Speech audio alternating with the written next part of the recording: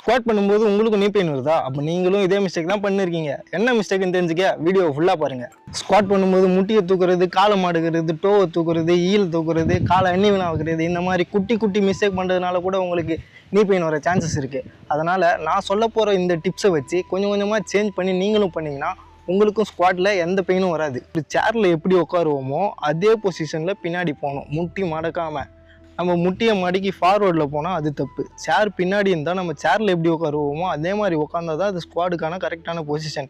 காலை நீங்கள் ஸ்ட்ரெயிட்டாக வைக்காமல் 15 டிகிரி லைட்டாக ஒய்டாக இப்படி கிராஸாக வச்சிங்கன்னா உங்களுக்கு நல்ல கிரிப்பு கிடைக்கும். அதே மாதிரி இந்த ஈலை தூக்குறது, டோவை தூக்குறது, இந்த மாதிரி எதுவுமே இருக்கக்கூடாது. ஸ்குவாட் பண்ணும்போது இம்பார்ட்டண்டான ஒரு 2 விஷயம் இருக்குது. செஸ்ட் அப், பேக் ஸ்ட்ரெயிட். இந்த 2 விஷயத்தை நீங்கள் கரெக்டாக பண்ணிட்டீங்கன்னா உங்கள் ஸ்குவாடுமே நல்லாயிருக்கும், பார்க்க ஸ்ட்ரென்த்தாக இருக்கும். உங்களுக்கு எந்த ஒரு பெயினும் இதுக்கப்புறம் வராதுன்னு நம்புகிறேன்.